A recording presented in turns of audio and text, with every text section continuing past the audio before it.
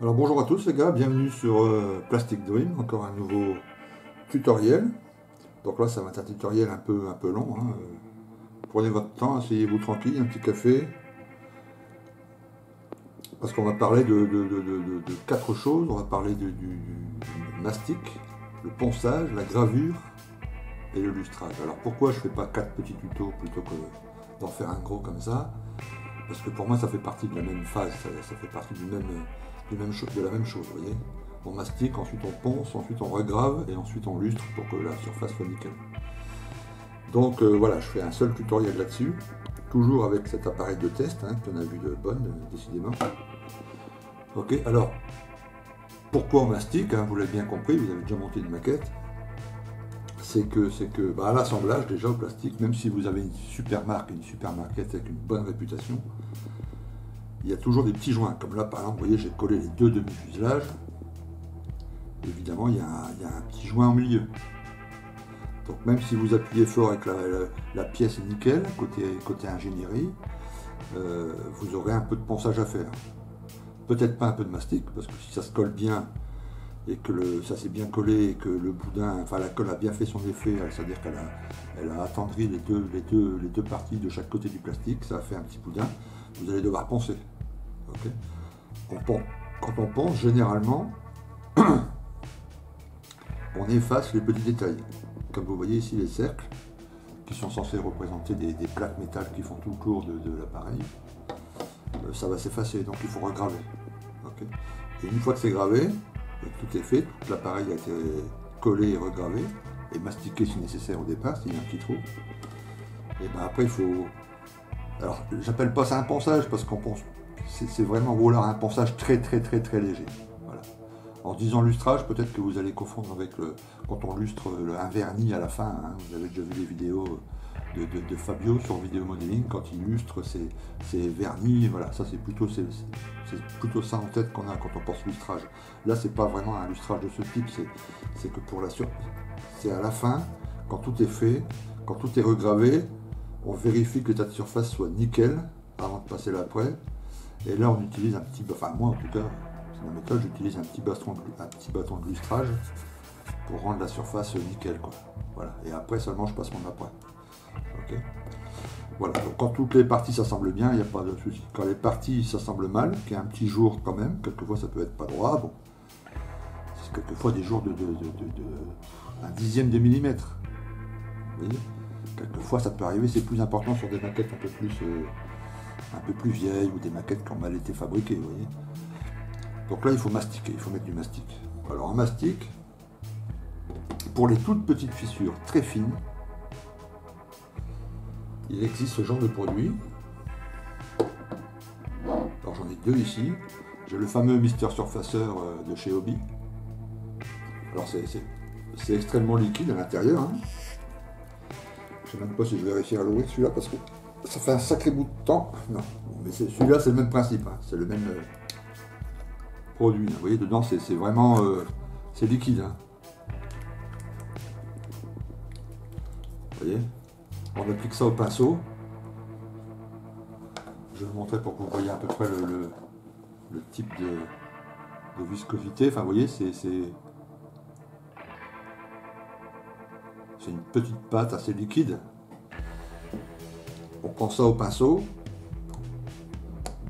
Bon, là en l'occurrence, c'est un fileur, un liquide putty de chez MRP que j'ai voulu tester et ça fonctionne plutôt bien, hein. Donc voilà, avec ça, on fait les petites fissures ou les petits trous, ou les petites griffures vraiment très fines au pinceau. On nettoie son pinceau après avec du diluant, on laisse sécher. Voilà, on reponce un peu derrière pour bien aplanir la surface, on lustre et c'est bon. Ça c'est un produit que vous devez avoir dans celui-là ou le surfaceur qui se travaille exactement de la même façon, hein. Alors en surfaceur vous avez du 500, du 1000, du 1500. Alors ça va le 500 est le plus épais je crois, le 1500 est le plus liquide. J'ai pris celui du milieu, moi le 1000.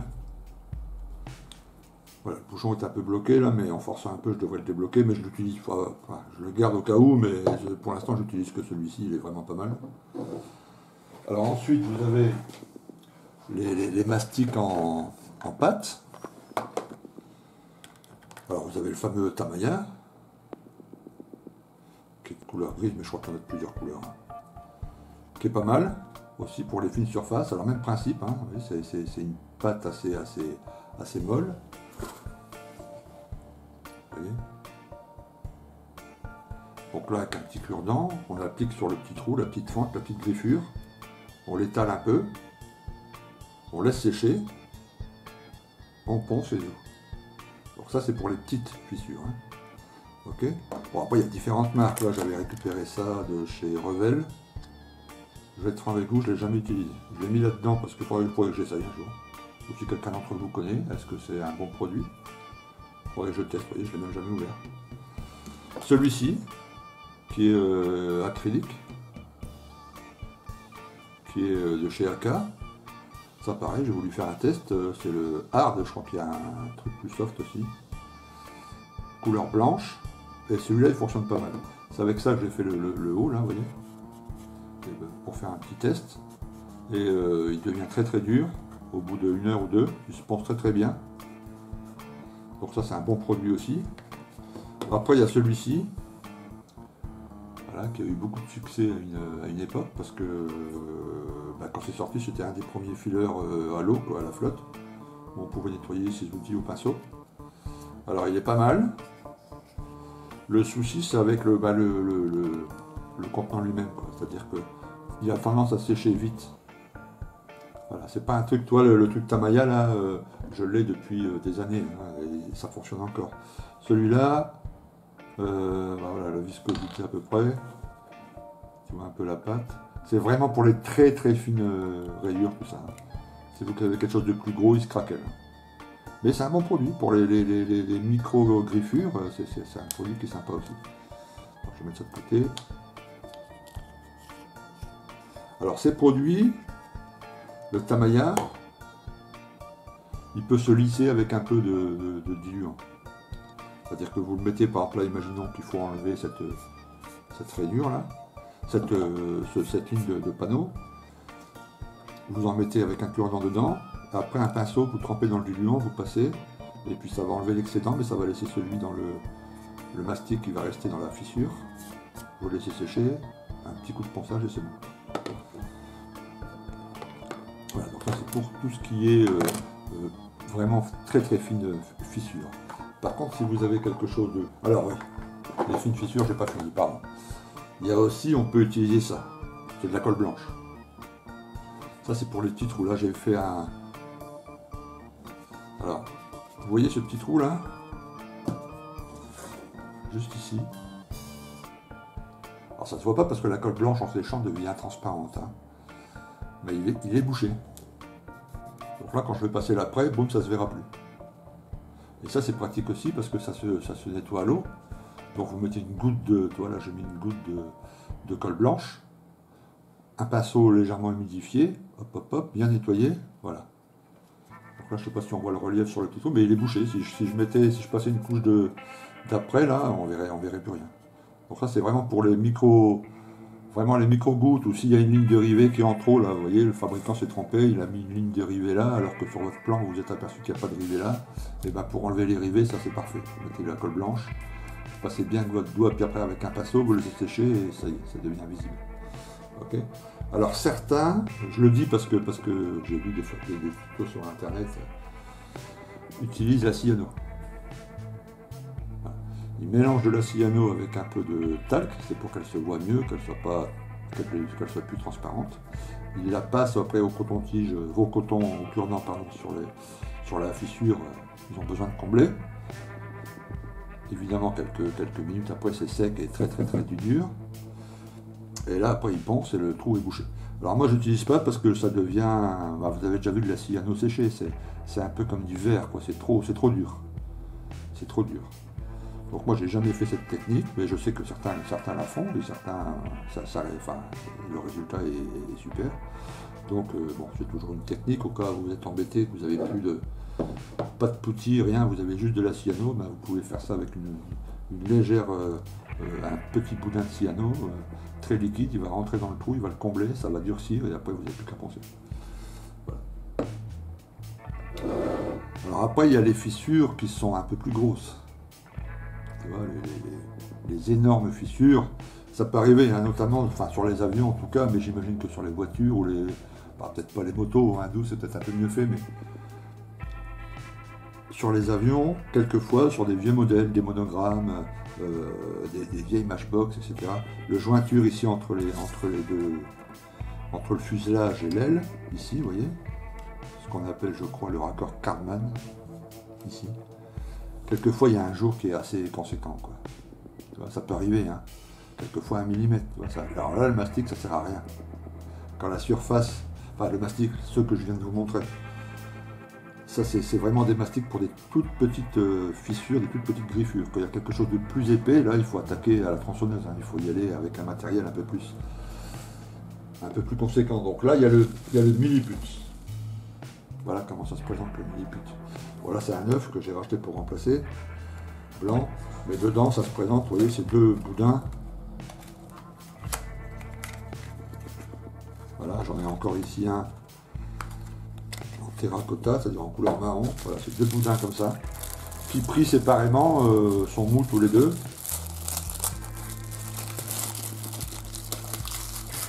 Tu vois un peu le format. Voilà, c'est mou, tu vois. Alors le truc, c'est d'en prendre deux parties égales, une partie de celui-là, tu vois, une quantité à peu près égale. Tu les mélanges comme une pâte à modeler. Tu vois. J'en ai fait un peu ici, tu vois, tu mélanges. Alors pour le chauffer, pour qu'il se mélange, qu'il devienne plus mou, et ben tu le mélanges longtemps comme ça. Alors à force, il va chauffer, évidemment, avec la chaleur de tes doigts et puis le maniement. Il devient très malléable. Tu vois. Donc après, tu peux l'utiliser en boudin, tu vois.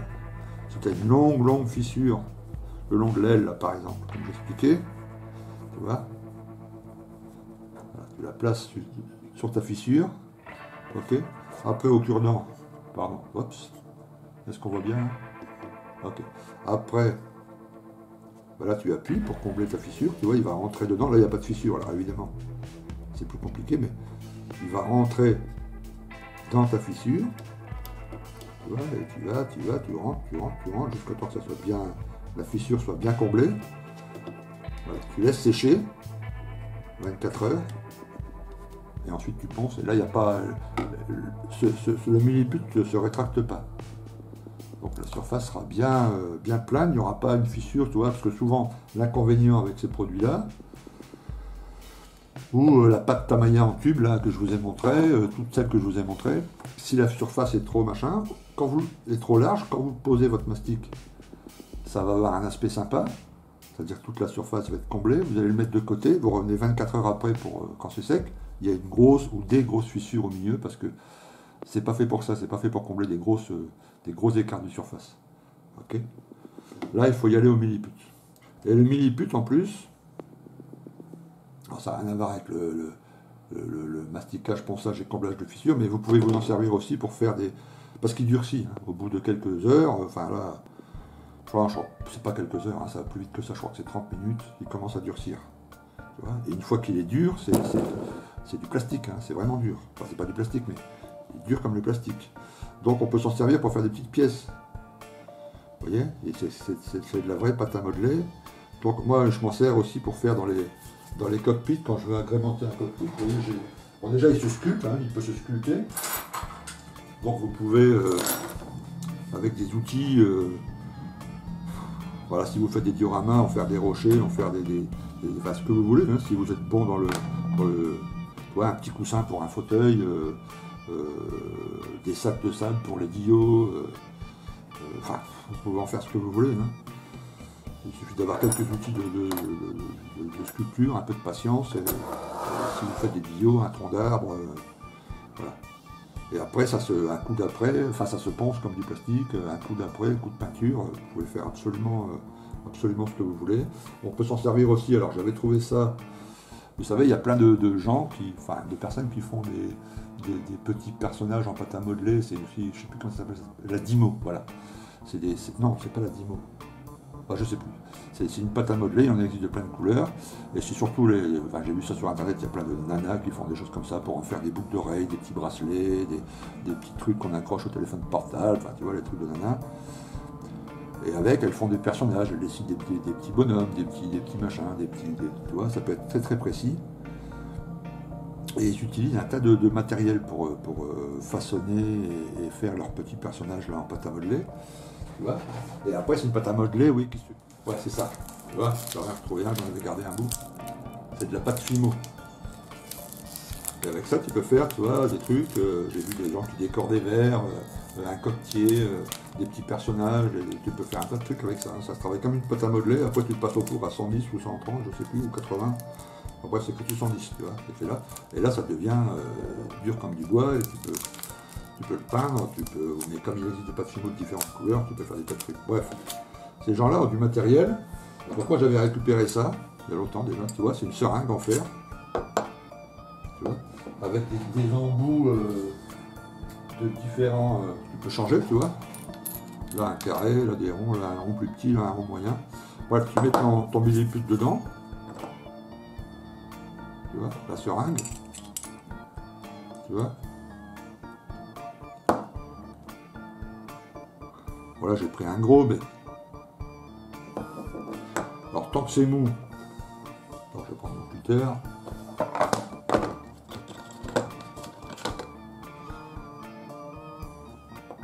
Bon, là, j'ai pris un trou un peu gros. Hein. Il y a des beaucoup plus fins ici, encore plus fins ici. Et avec ça, je fais des câbles dans les cockpits. Tu vois, ou sur les moteurs, quand tu as besoin d'un câble. Tu vois. Je pense même que si tu tires comme ça, tu peux même le. Hop, encore le. Ouais, pas trop non plus, tu vois, parce que ça casse. Voilà. Et ça. Alors, avoir un petit peu d'eau à côté pour l'humidifier, pour qu'il se travaille plus. Tu poses dans ton cockpit, tu vois, tu lui donnes la forme que tu veux. Tu vois, voilà, bien droit, angle droit ou pas. Tu vois. T'en rajoutes un autre qui passe par-dessus, qui machin, tu vois, dans les puits de train, quand tu veux détailler, tu vois. Tu vois, voilà, bref. Tu laisses sécher, ça devient dur comme de la ferraille, tu vois, sur le plastique. Et après, t'as plus qu'à peindre, voilà, t'as tes petits tuyaux, tes petits machins. Donc ça, c'est plutôt pratique pardon, le milliput. Hein. Tu vois, je sais que ceux qui font des figurines aussi, quand ils ajoutent, ils veulent ajouter un détail à leur figurine, un habit, un morceau de truc, enfin voilà, c'est le genre de produit qu'ils utilisent, hein, c'est du milliput. Ok. Voilà, bon, ça c'était un petit intermède pour vous montrer le milliput. Je vais débloquer ça parce qu'à force ça reste bloqué, voilà. Ok. Alors après, côté mastic, il y a un truc aussi que je vais vous montrer absolument, parce que moi je l'utilise de temps en temps. Bon, il y a quelques petits inconvénients, mais c'est des inconvénients de temps, c'est pas des inconvénients pour la maquette. Pour la maquette, c'est le top, pour moi c'est le mieux. Ok. Alors c'est ça. Qu'est-ce que c'est que ça? Je suis sûr que beaucoup d'entre vous connaissent.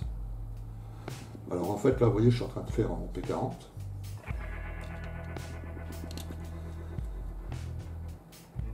Donc vous voyez ici, voilà, ça je l'ai fait hier. Vous voyez, j'ai bouché les trous qu'ils pouvaient éventuellement avoir sur les côtés, là, avec du plastique liquide. Bon, maintenant il a durci, il est dur comme ce plastique-là, c'est le même. Hein. Donc ça, pour le ponçage et boucher les trucs, c'est génial. Je vous explique pourquoi. Vous prenez la grappe de votre maquette, vous savez, les grappes que vous jetez à la poubelle quand il n'y a plus de pièces dessus. Voilà. Je vais en choper une, je sais pas. Voilà. Voilà la grappe des ailes de mon P40. Vous prenez votre petite pince, vous prenez un petit truc comme ça en verre avec un couvercle. Ok. Et après vous coupez votre grappe. Alors, je vous montre juste le principe. Hein. Vous prenez votre grappe et vous coupez plein de petits bouts comme ça. Vous la rédivisez en miettes, quoi.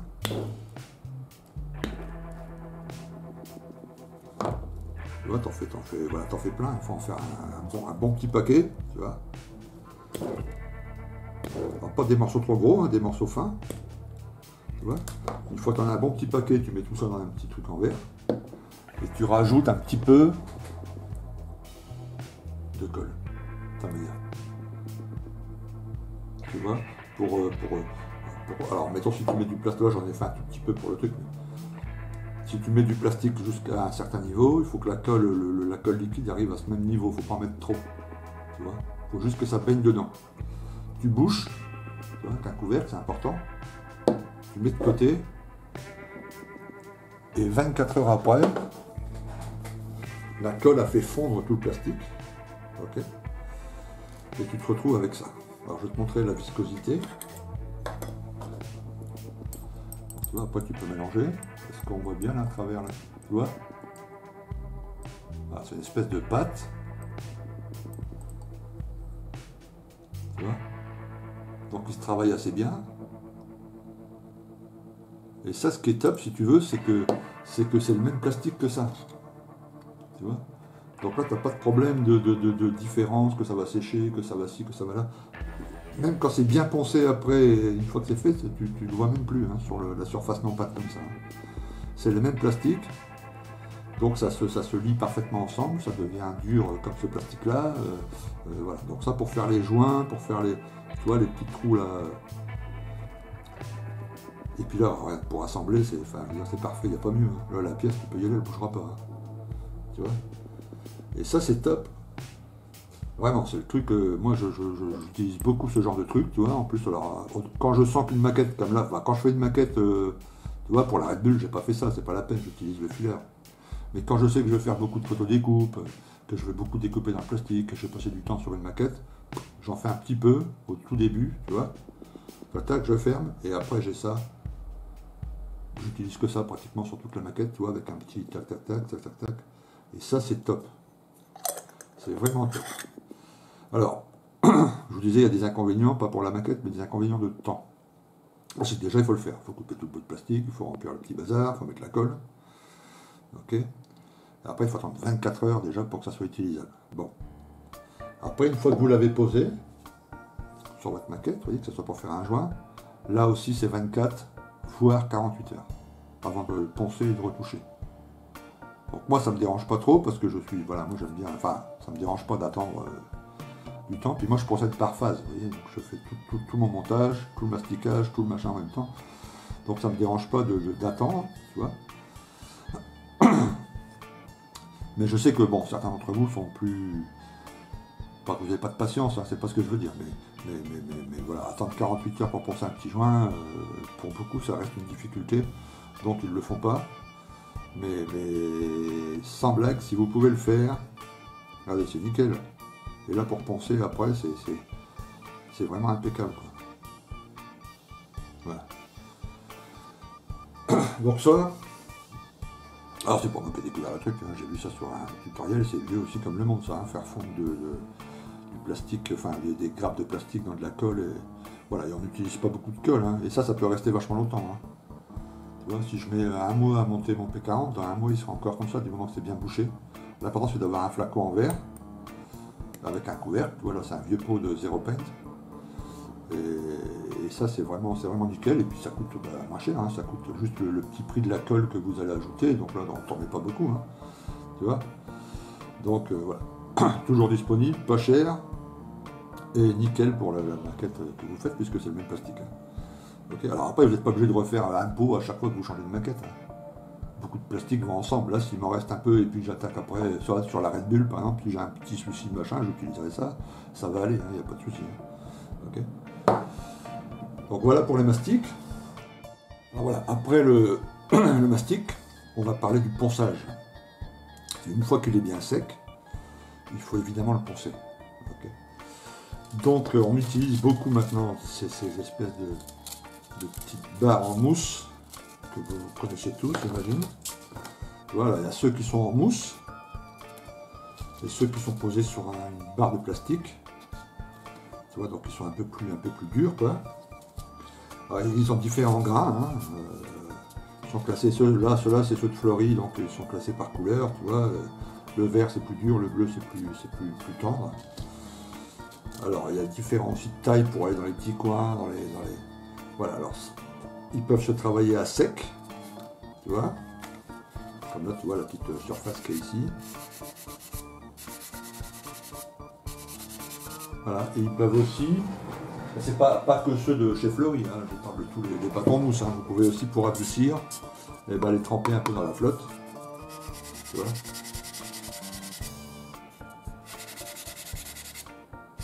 Voilà. Tu vois, on essuie avec un peu de sopalin.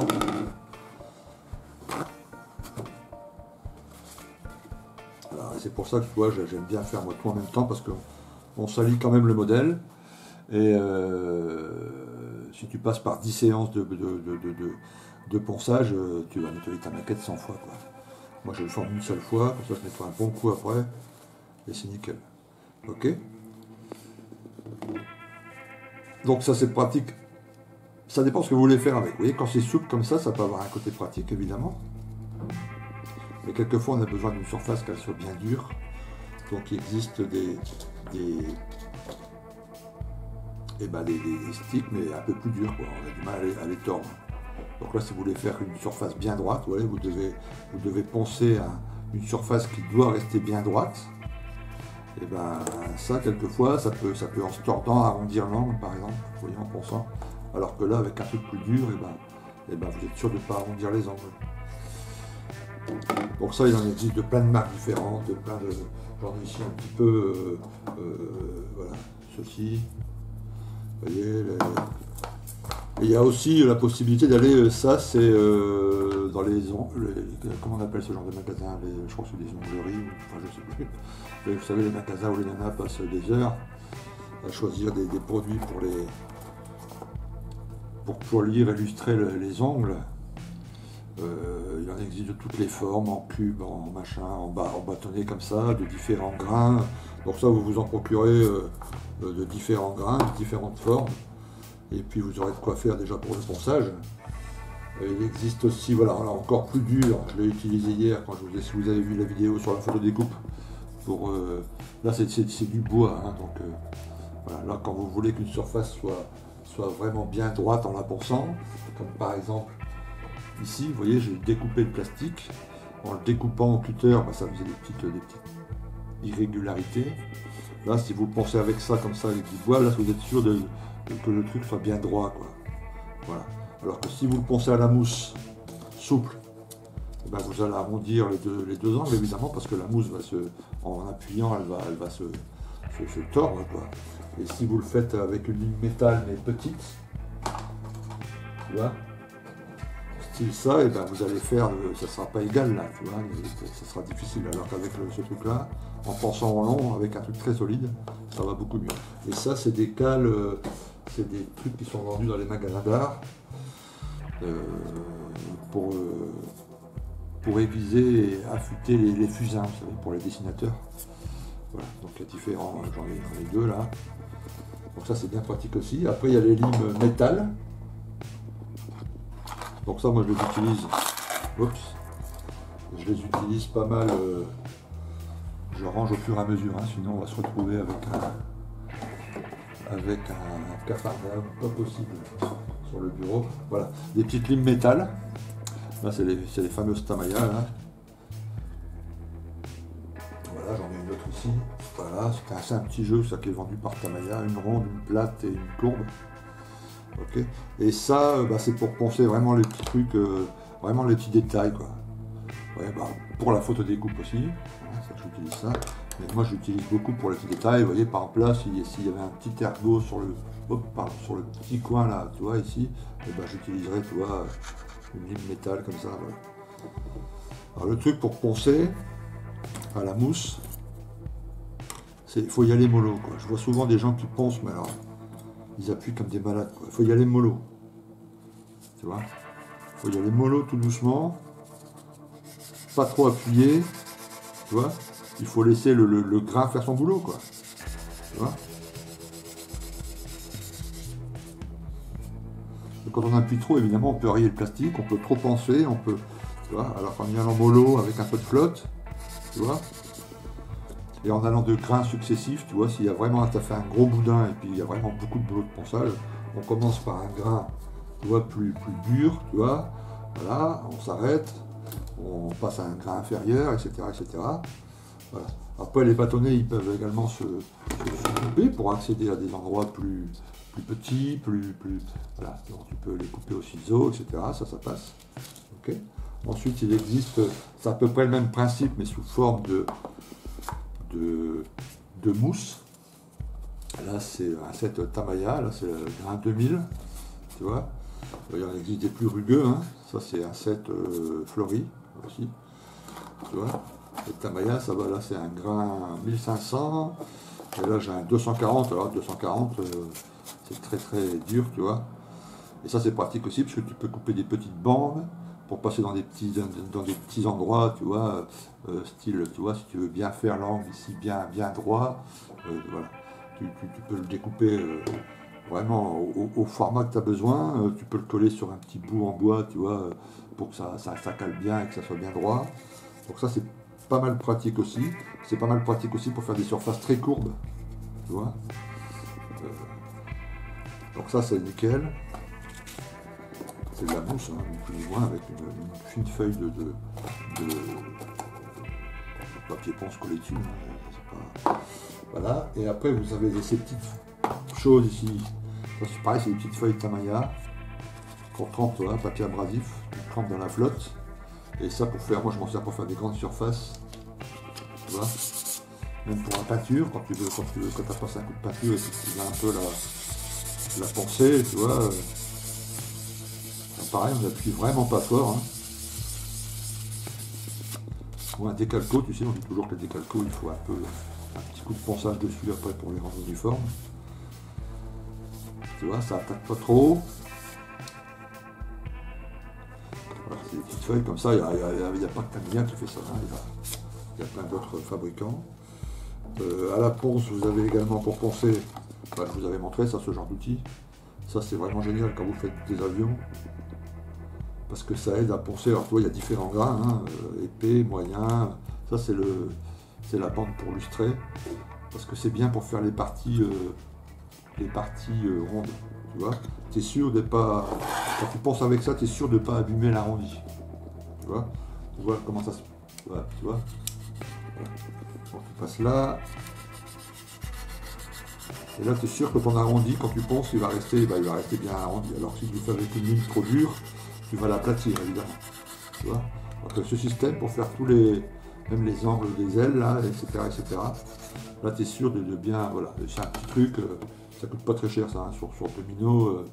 J'ai oublié la marque, je suis désolé. Peut-être que c'est écrit sur les bandes.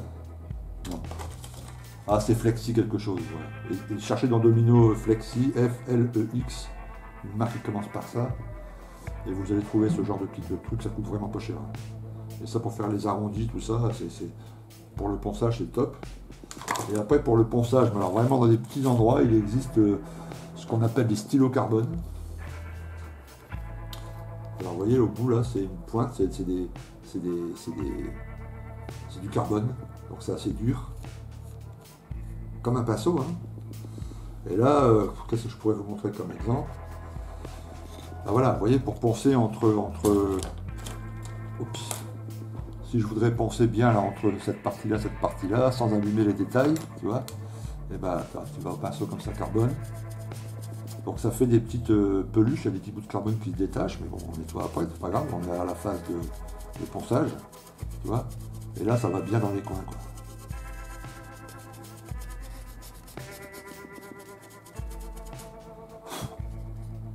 Tu vois, voilà, stylo carbone, c'est vendu avec des petites recharges, voilà une petite recharge à mettre après quand celle-ci sera usée.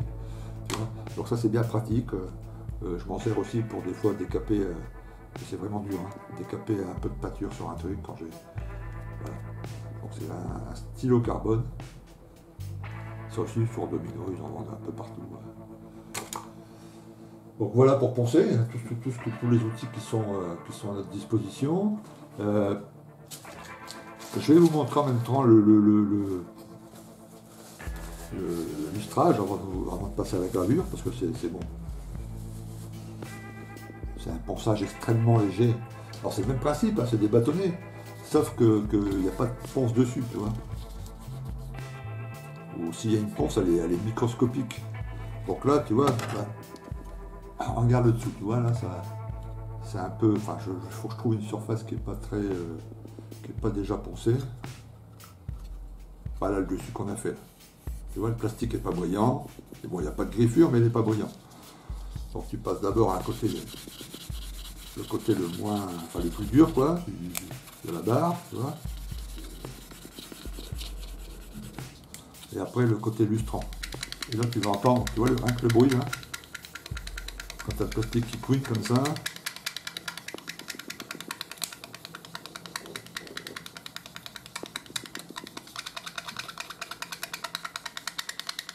Et ça c'est la phase juste avant de passer l'après quoi. Voilà, là, tu vois comment rien que ça brille. Le plastique est nickel.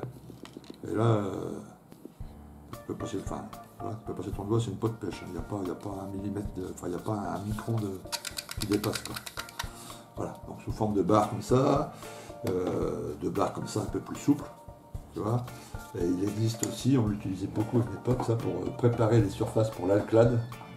C'est les micro-mèches. Alors les micro-mèches, ce sont des toiles, j'en ai un jeu tout neuf ici, j'en ai acheté deux à une époque. Tu vois, c'est l'alclade, tu prépares qu'il faut fournir ça déjà. Tu vois, dans le même sachet, tu as différents grains, tu vois, le plus dur étant le 3600 et le plus fin étant le 12000. Ça se présente sous forme de toile, comme ça. Bon, tu as des petites cales, tu vois. Et avec ça, si tu fais les choses bien, et puis c'est des toiles, alors tu vois, tu l'humidifies un peu, tu le trempes un peu dans la flotte. Ok. Et là, tu vas, alors même sur la peinture, hein, parce que comme c'est des lustrants, c'est pas suffisamment fort pour enlever la peinture, ça la fait briller, quoi. Tu vois. Donc tu passes tout en plastique comme ça, tu vois. Alors comme c'est une toile, tu peux aller dans les coins, tu vois, tu illustres bien. Donc 3600, après tu passes au 6000 et au 8000 et au 12000, et à la fin tu arrives à un plastique, tu te vois dedans, c'est un miroir. Hein. Donc là, un coup de vernis, un coup de noir super brillant, tu laisses bien sécher, un coup de chrome ou un coup de métal, si tu fais un avion métal, et là tu obtiens une surface géniale. Enfin, tu peux pas aller au-dessus. Hein. Ok. Et ces toiles-là, ça dure. Alors celle-ci, tu vois, le premier jeu, je les ai achetés chez Flight 66. Olivier, si tu m'écoutes, ça va te rappeler des souvenirs. Olivier qui avait ouvert un magasin à Paris dans le 12e, Flight 66, un magasin de rêve, qui ne vendait que des maquettes avions, que du matériel pour des maquettes avions. Dans les années 98, 99, donc tu vois, c'est vieux ces toiles. Et ben voilà, de temps en temps, vous les lavez au produit à vaisselle, tu vois, tu les fais sécher et regarde. Voilà. En 98, ça fait presque 20 ans, tu vois, je les ai encore. Et ça, c'est vraiment pour préparer des belles surfaces ou pour une verrière. Tu vois, on parlait des verrières la dernière fois, les parties transparentes. Tu commences au 8000, tu vois, humidifier un peu au 8000. Tu finis au 12000 en frottant des petits ronds tout doucement sur une verrière. Et là, tu as la verrière qui, tu vois, si tu avais une petite griffure qui va disparaître. Quoi, tu vois, ça, c'est un truc top. Mais il faut être patient. Voilà. Il faut y aller tout doucement, faire attention aux détails. Voilà. Donc ça c'est les toiles micro-mèches. Ça c'est pour le lustrage une fois que la gravure est terminée. Okay. Et comme ça se ressemble un peu au forçage, on a vu ça en même temps. Maintenant on va passer une fois que votre maquette donc, est mastiquée, enfin collée, mastiquée, vous l'avez poncée. Il se passe souvent, alors là je vais arranger tout ça. Hop. Il se passe souvent une chose, c'est toujours la même chose, c'est les petits détails qui ont disparu. Alors ça peut être les lignes de structure, par exemple, qui ont été bouchées par le mastic. Okay. Ça peut être une petite ligne de rivet qui a été bouchée par le mastic, un petit détail.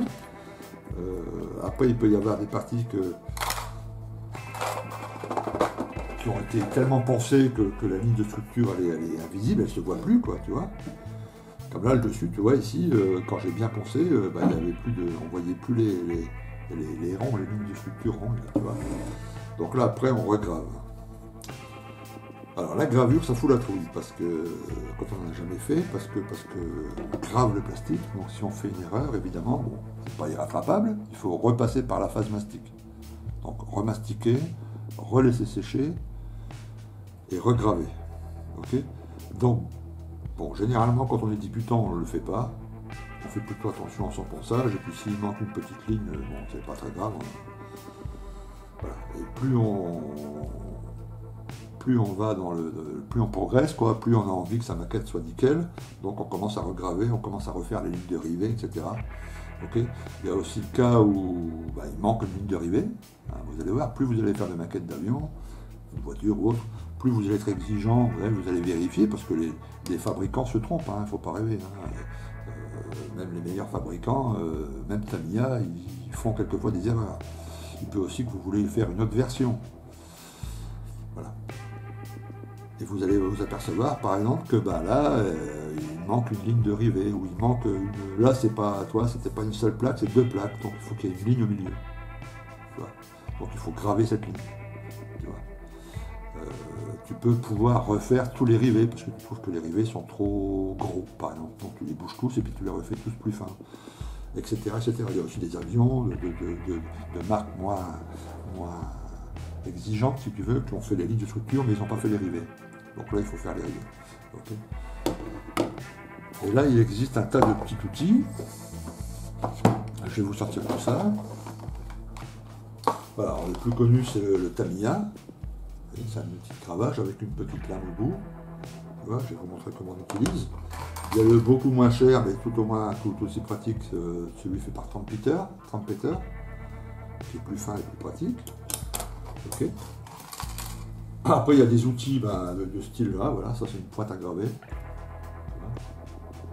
Pour ça, pour faire les ronds, pour faire les petits détails, c'est pratique. Il y a ce petit outil, ça c'est fait par MRP, c'est une petite pointe à graver. Ok, voilà, très très fin. Donc ça, les petits rivets par exemple, tu vois. Et après, il y a la classique seringue. Tu vois, donc en pharmacie, ça on parle de 10 ou 15 pour les seringues les plus fines qu'à le pharmacien. C'est tranquille pendant un peu de temps. D'ailleurs, ça peut servir aussi pour faire les antennes, des petits fils, des petites barres, des petits machins, faire du scratch. Enfin bref, là, on l'utilise pour faire les petits rivets. Et après, il existe tout un tas de gabarits. Hein. Il y a Trumpeter qui fait ça, il y a Tamiya qui fait ça, il y a Mr. Hobby qui fait ça. Voilà, c'est des petits gabarits comme ça, sans photodécoupe, tu vois. Comme là ici, j'en ai un, tu vois, avec les différentes formats de trappe, tu vois. Et là, par exemple, si tu t'aperçois qu'il manquait une trappe ici, il y avait une petite trappe, tu poses ton gabarit, tu choisis le bon gabarit, évidemment, tu vois.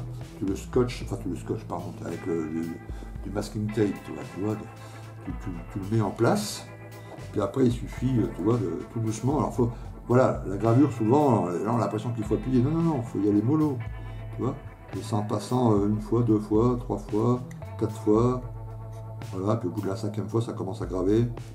On va tout doucement. Et ça n'a rien de bien sorcier. Il faut, tu vois, voilà, c'est une vieille maquette qui me sert de test. Voilà, vous faites tous vos tests sur une vieille maquette, tu vois. Il y a déjà moins le stress de l'abîmer. Vous essayez de bien comprendre les phases. Tu vois, tu fais sur les 4 coins du...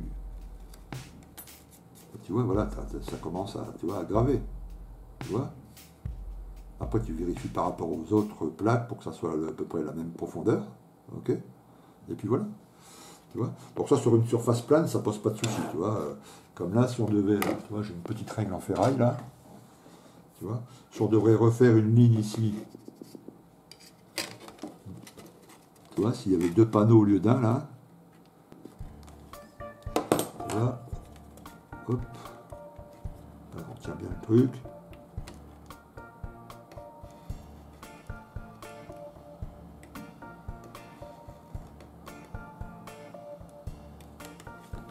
Voilà. Là, tu as une deuxième ligne, tu vois. Comme celle-ci, hein, c'est la même. Voilà. Et là, tu as 2 panneaux maintenant, je vais en avoir un. Ok. Donc ça, sur une surface plane, ça pose pas tellement de soucis, quoi. Tout le monde comprend. Voilà, quand on voit ça pour la première fois, on se dit ouais, fastoche. Par contre, quand c'est là, c'est un peu plus compliqué, et c'est vrai que c'est un peu plus compliqué. Alors, il existe une technique, mais là, malheureusement, je ne peux pas vous montrer parce que j'en ai plus. Il va falloir d'ailleurs que j'en achète. C'est la bande d'IMO. Vous savez, la bande d'IMO, c'est la bande qu'on met dans les petites machines pour faire des petites étiquettes. On écrit son nom, on écrit quelque chose. clac, on appuie sur le bouton et la machine va graver sur une planche, sur une petite lanière plastique, ce que vous avez écrit sur le petit écran. Et voilà, c'est pour faire des petits affichages, des petites choses comme ça. Okay, et ben ces rouleaux de bande d'IMO là qui coûtent 2,50 pièces, hein, j'en ai acheté un ou deux, tu vois. Donc c'est comme, comme une bande Tamiya, hein, c'est la même chose comme ça, tu vois. Voilà. Et tu vas la mettre comme ça, tu vois, à l'endroit où tu veux faire ta ligne de structure. Oh, pardon. Ok. Et là, après, avec ton petit appareil pour faire la gravure, et ben, tu vas tout doucement en suivant la ligne de plastique, tu vois, tu t'appuies légèrement dessus, la bande de Dymo, tu vois, et puis une fois, deux fois, trois fois, le même principe, et à un moment, ça va faire le... Voilà. Et après, il y a la dextérité, à force de faire, à force de t'être entraîné, à force d'en faire, et ben après, la première fois, tu le réussis une fois sur deux, enfin une fois sur trois, et puis après une fois sur deux, puis après, tu l'as réussi à chaque fois, tu vois. Mais c'est exactement le même principe, tu vois. Alors après, quand tu n'as pas de bande d'IMO, ce qui est mon cas en ce moment, j'ai voilà, cette petite feuille, c'est de l'étain en fait. Hein. C'est des feuilles d'étain. Je sais plus où j'avais trouvé ça. Je crois que les mains de bricolage, ils vendent ça. Et moi, ça me sert, voilà. Moi, je fais un, tu vois, comme c'est très malléable. Hop. Et voilà, si je devrais refaire cette ligne de rivée ici. Tac. Et puis tout doucement, en me servant de cette bande comme guide. Et sans trop m'appuyer dessus. Tout doucement.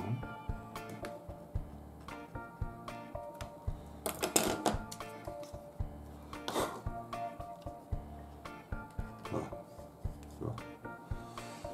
C'est bon. Mais c'est préférable la bande d'IMO. Vous avez compris le principe. Malheureusement, je ne peux pas vous le montrer là en direct parce que j'en ai plus. Mais voilà, c'est assez facile. Ça sert de guide, quoi.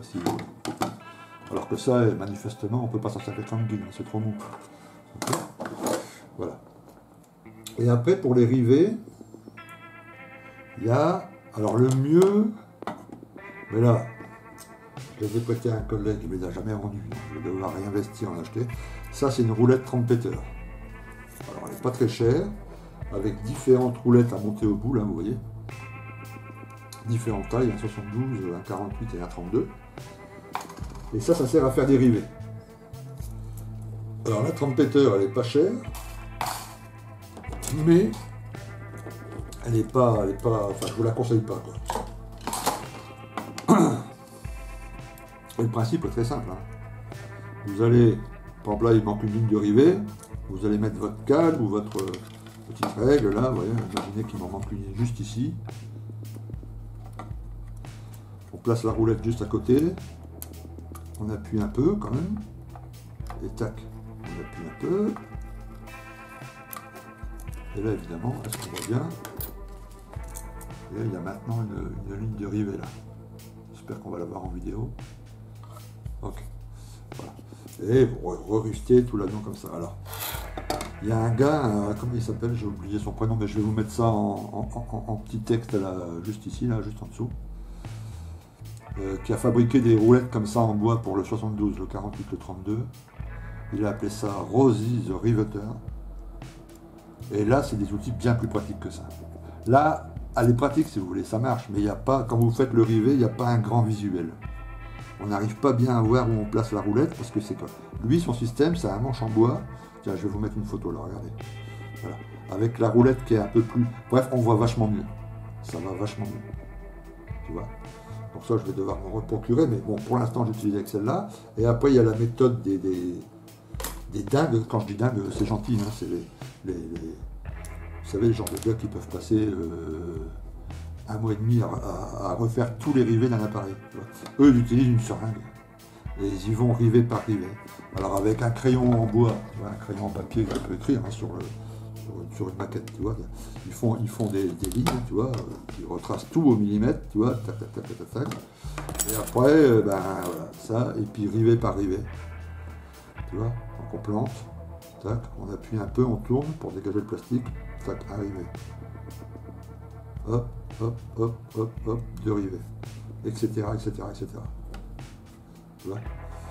Et ça, bon, moi la méthode là, je m'en sers pour refaire de 2 ou 3 ou bon, au maximum 10, 15 rivets, tu vois, si je refais la petite trappe là qui est juste ici, tu vois, et puis qu'il y a un petit rivet qui est bouché, et ben boum, boum, boum, voilà, ça c'est bon.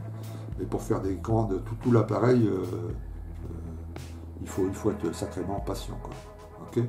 Voilà. Après, ce genre de petit truc, on peut s'en servir aussi pour déboucher les lignes.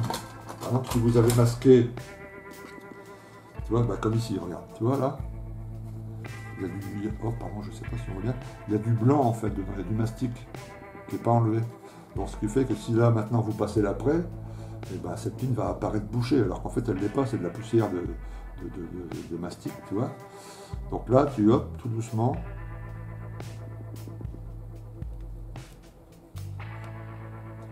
Je vois pas quand je suis placé comme ça.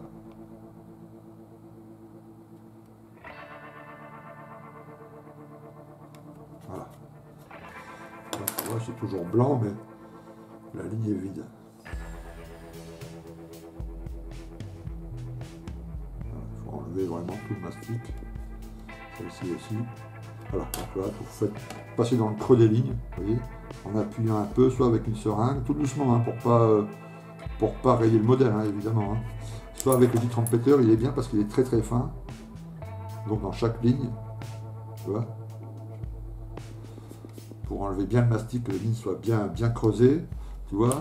Et s'il y a des rivets qui sont bouchés aussi au mastic, comme ici, tu vois, sur la porte, il y a deux, et voilà, hop.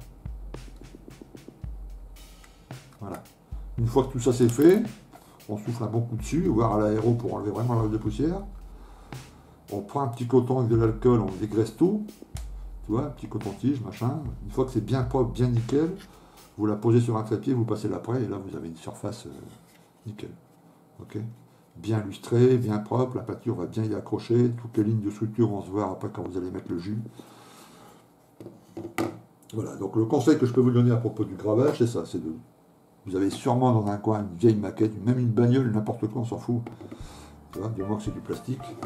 Et vous faites des tests de gravage. En rond, en courbe, en machin. Vous trouvez des petits gabarits. Bon, ça c'est de la photo découpe, donc des gabarits comme ça, c'est pas cher. Hein, c'est en photo découpe.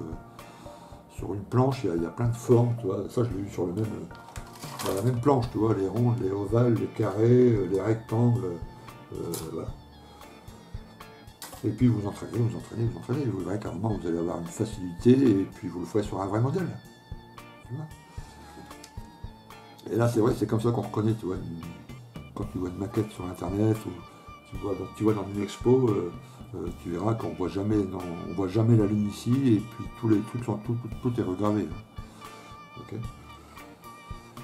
Voilà, et ben vous voyez, je vous avais dit, hein, c'était un tuto assez long, j'espère que j'ai parlé de tout ce que je voulais vous dire à propos de voilà, mastic, ponçage, gravure, illustrage. Ouais, bah, comme d'habitude, hein, s'il y a des questions, si vous pensez que j'ai omis quelque chose, n'hésitez pas, ou dans le forum, ou en dessous de la vidéo, à mettre un petit commentaire, ou une question, une interrogation que vous avez. Abonnez-vous à la chaîne, si ce n'est pas déjà fait. Hein. Comme ça, vous serez au courant à chaque fois qu'un tuto sortira, ou une vidéo sur un de mes montages. Je vous souhaite à tous bon maquettisme. Hein. Dunkel, amusez-vous bien. De la patience, de la patience, de la patience. Ok, allez pas trop vite. Ok. C'est le péché de tout le monde. Hein. Je veux dire, moi, des fois, je suis tenté aussi hein, allez, je laisse pas sécher, on va voir, ça va. Plus je prends de l'âge, plus je fais de la maquette, plus je me rends compte qu'un des grands éléments du belle maquette, d'être content de ces modèles, c'est la patience. C'est une école de patience, vraiment. Voilà. Et si on laisse vraiment bien sécher comme il faut, si on prend son temps, si on va doucement, on est sans cesse content du résultat et on s'améliore, etc. Ok, allez, je vous dis à très bientôt, à plus. Ciao.